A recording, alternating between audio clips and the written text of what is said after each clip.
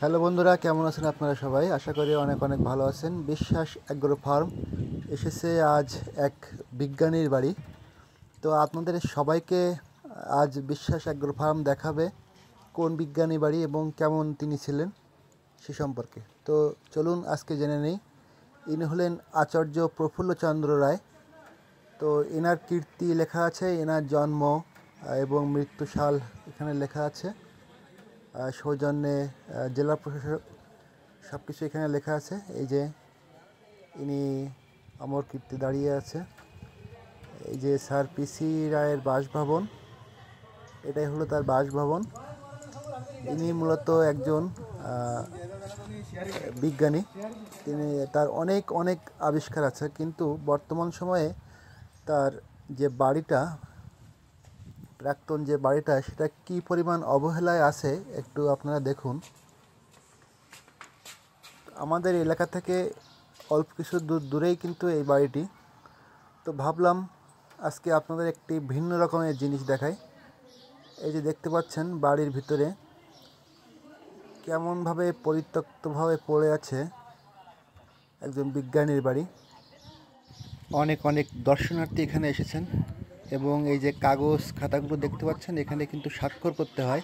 এই যে আমরাও স্বাক্ষর করলাম। কতজন দর্শনার্থী এখানে এসেছে।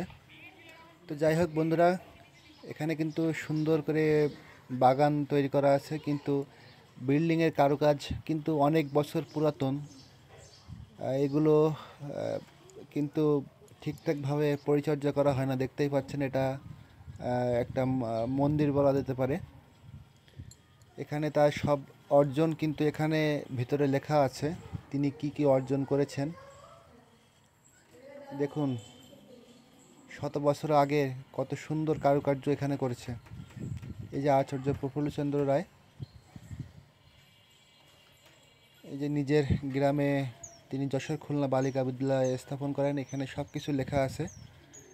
বাগেরহাট পিসি রায়, তারই কীর্তি। 1918 সালে পিসি রায় পিসিআই কলেজ প্রতিষ্ঠা করেন। আপনারা দেখার সুবিধার্থে আপনারা ভিডিওটি পজ করে পড়ে নিতে পারেন। 1906 সালে তিনি কি কি করেছেন, প্রেসিডেন্সি বা অন্যান্য অনেক যে অর্জনগুলো আছে এখানে কিন্তু দেওয়া আছে। আপনারা জেনে থাকবেন থার্মোমিটারের ভিতরে পারদ থাকে, যেটা জ্বর আমরা তাপমাত্রা মাপি। এটা কিন্তু তারই আবিষ্কার। আপনারা হয়তো জেনে থাকবেন থার্মোমিটার আবিষ্কারক বা পারদ আবিষ্কারক যেটাকে বলা হয়। এই যে আচার্য প্রফুল্লচন্দ্র রায়। কি হয়েছে এখানে? এই যে দেখেন বন্ধুরা, এখানে এই বিল্ডিংগুলো কেমন ভেঙে পড়েছে দেখুন, কি অবস্থা, জরাশীর্ণ অবস্থা। একজন বিজ্ঞানীর বাড়িটা আমরা চাইলে কিন্তু এটা একটা দর্শনীয় স্থান তৈরি করতে পারতাম,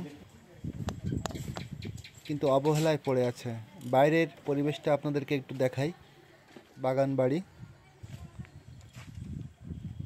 চারিপাশে বাগান।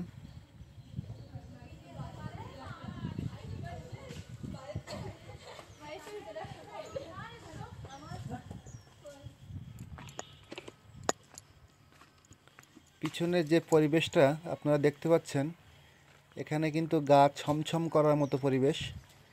কি ভাঙ্গা চূড়া অবস্থায় পড়ে আছে। তো এটা ছিল ওনাদের অন্দরমহল। যে নিদর্শনগুলো দেখতে পাচ্ছেন, এগুলো কিন্তু প্রায় 1 থেকে 150 বছরের আগে এগুলো করা। এই অন্দরমহলে কত কিছুই না আছে ওনার স্মৃতি। তো যাই হোক বন্ধুরা, এটাই ছিল আজকের ভিডিও। তো সবাই ভালো থাকবেন, সুস্থ থাকবেন। ভালো লাগলে অবশ্যই চ্যানেলটি সাবস্ক্রাইব করুন এবং লাইক করুন, কমেন্ট করুন।